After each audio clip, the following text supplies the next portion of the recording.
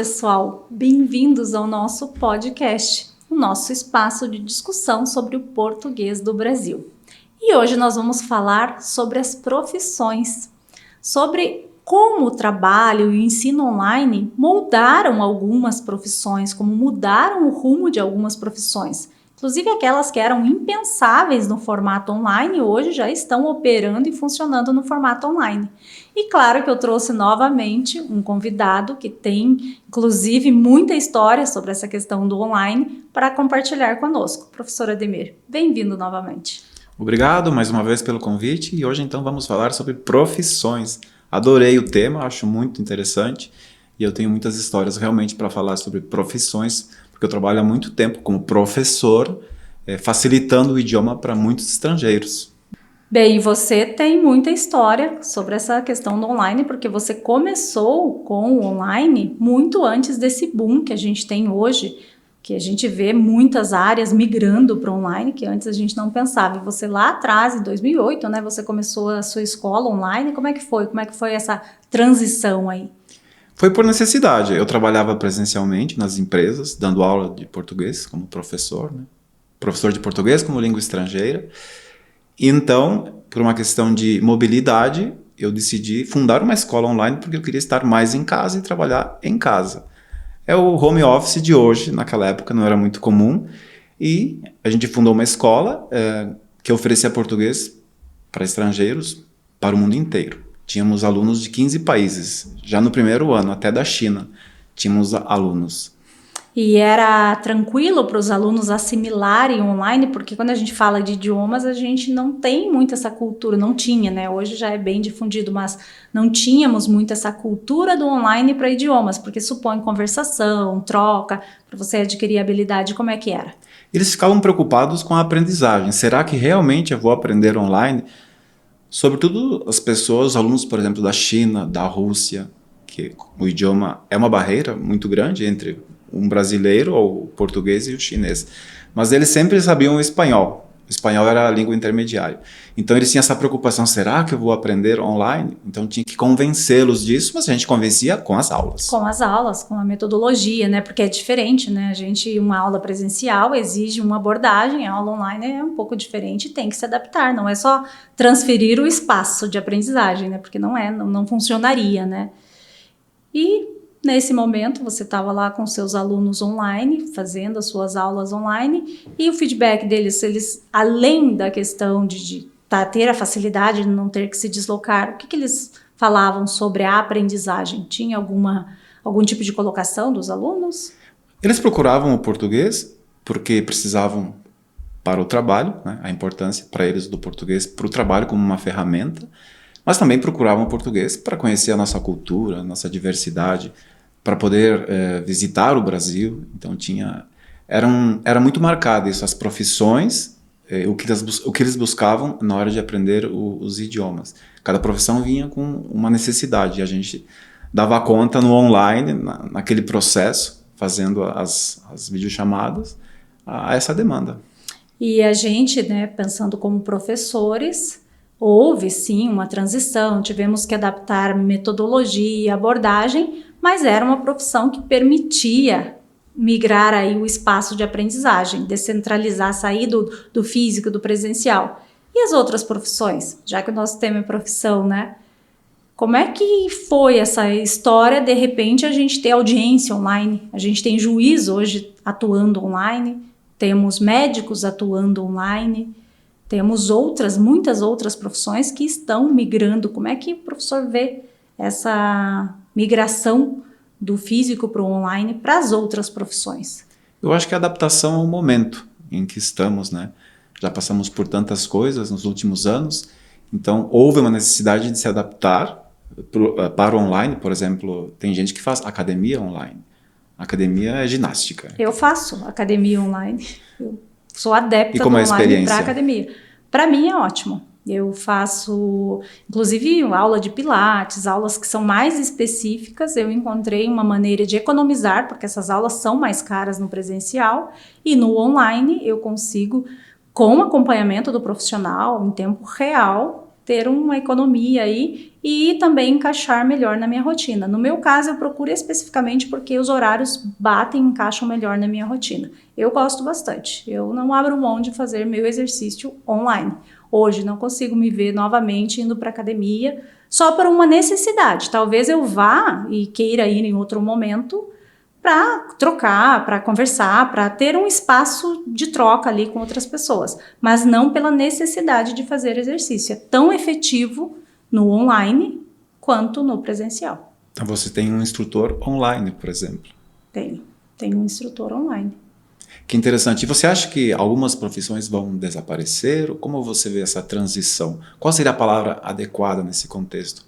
Eu sei que não é bem desaparecer. Como você colocaria essa situação? Acho que transformar, né? Acho que algumas áreas estão mudando e há uma transformação, e aí a gente vê algumas profissões sendo transformadas também. Quase que desaparecer, talvez não seja o termo inadequado, não diria que é inadequado, porque algumas realmente deixam de existir como elas existiam antes, da mesma forma. Um exemplo, caixa de supermercado. Né, o caixa de supermercado. Hoje é muito comum que você tenha o seu pagamento, você faz a sua compra. Aqui no Brasil tem muitas cidades e muitos supermercados que já tenha o caixa, eu acho que é autocaixa, caixa automático, como que foi? Eu não me lembro o nome desse caixa que você vai, você mesmo passa a sua compra. Só que o profissional que atendia ali atrás do caixa e ele passava para você as compras, pelo menos aqui ainda não, eles ainda estão sendo necessários, porque perto de cada totem ou de cada caixa sempre há uma pessoa para dar auxílio. Até porque a gente está falando de máquina, de sistema, que às vezes falha, às vezes o código não está batendo, não passa, e daí? Você vai parar e vai desistir da compra? Não. Só que daí hoje eles são mais suporte, né? Eles funcionam mais como suporte. Então eu vejo que há uma transformação, que talvez algumas profissões deixem de existir da maneira como elas existiam antes. E os profissionais precisam desenvolver novas habilidades. Por exemplo, esse dos caixas é o caixa de autoatendimento. Autoatendimento, era essa a palavra. Que está na moda. No Brasil não faz muito tempo. É recente, digamos. Fora do país faz tempo já que existe. Eu mesmo estive, sei lá, há 10 anos na Itália, já existia isso. No Brasil era uma novidade. Bom, hoje já não é mais novidade. Não. As grandes redes têm atuado assim.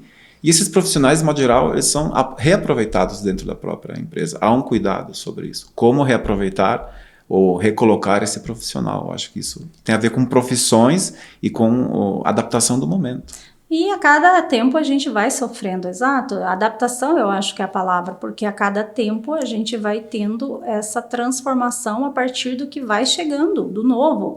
E que bom que a gente está evoluindo, né? Agora, por exemplo, é a questão da inteligência artificial, todo mundo de cabelo em pé, achando que vai ser substituído, ou que, será que a minha profissão vai deixar de existir, ou eu vou ser substituído pela máquina? E é isso, você vai ser, talvez, do jeito que você operava, sim, talvez a máquina faça por você, mas a máquina é a máquina, ela sozinha, se você não der um comando, ela não vai funcionar, ela não tem essa autonomia ainda para se ligar sozinha, né, começar a operar sozinha, sem o comando do humano, do ser humano, né? Então, talvez você tenha que assimilar, sim, algumas habilidades para se adaptar, porque é a palavra do momento.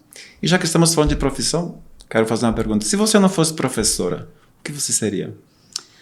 Que pergunta difícil.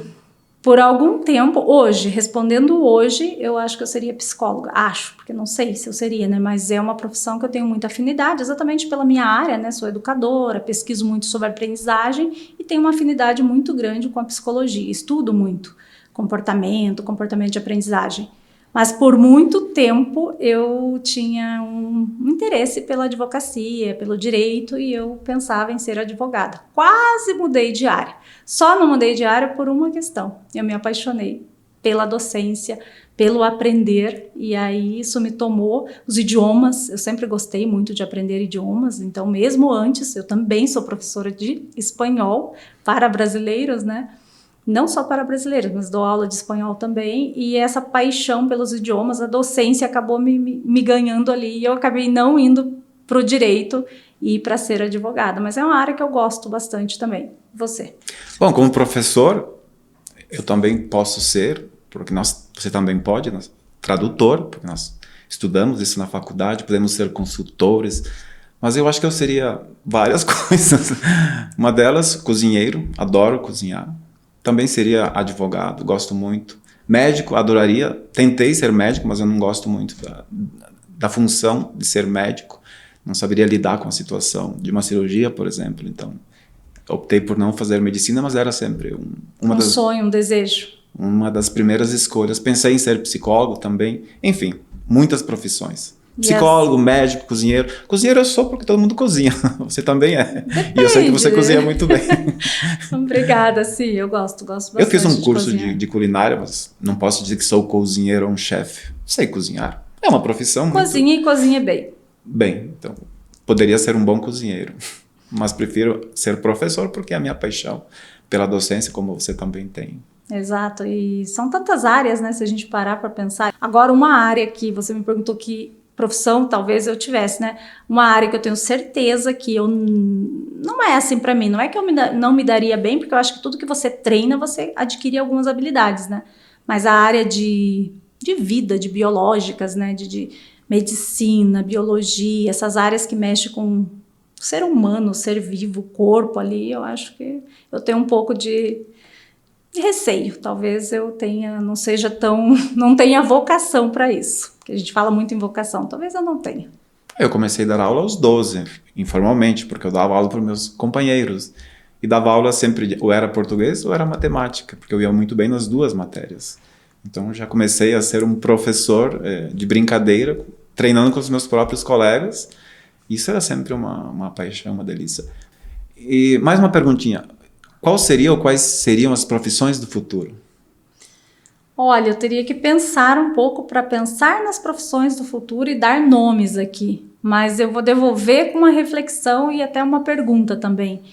Eu não penso que talvez a gente nem saiba quais serão as profissões que vão ter no futuro, né? Talvez algumas profissões a gente nem tenha nome para elas, porque está tudo tão rápido, né? A transformação de tudo, da sociedade está acontecendo numa velocidade assim absurda, que talvez a gente ainda vá descobrir nomes para muitas profissões que a gente nem pensa que vão existir daqui a 1 ano, 2 anos, né?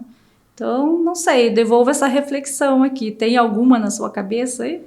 Eu acho que é justamente essa a resposta. As profissões do futuro ainda não existem. Elas acontecerão com o tempo, com a adaptação. Tem um fato curioso. Esta semana, uma empresa que eu trabalho como professor, mas me chamou para uma consultoria, revisar um texto que supostamente a pessoa escreveu usando a inteligência artificial. Mesmo assim, ela não se sentiu segura e precisou procurar um professor. Naquele caso, eu estava sendo como um revisor de texto. Consultor ali, né? Um revisor de texto, exatamente. É uma profissão, né? Revisão de texto que a gente acha, o revisor vai desaparecer. As pessoas ainda têm a necessidade. Exato. Elas buscam essa segurança de alguém vai revisar o que a inteligência artificial fez, porque a gente sabe que a inteligência está se desenvolvendo. Claro. Ela não é fato. Tudo é um processo. Então, tudo é uma questão de adaptação, como a gente começou a nossa conversa. Isso aí, professor. Mais uma vez, eu agradeço. Estamos aqui chegando ao fim da nossa conversa. Eu agradeço profundamente, novamente, a sua participação e espero tê-lo aqui conosco nos próximos episódios. Com certeza vou estar aqui e sempre será um prazer. E você? O que você faria se você não fizesse o que você faz hoje? Qual seria a sua profissão? Fique conosco, que vamos falar mais sobre isso.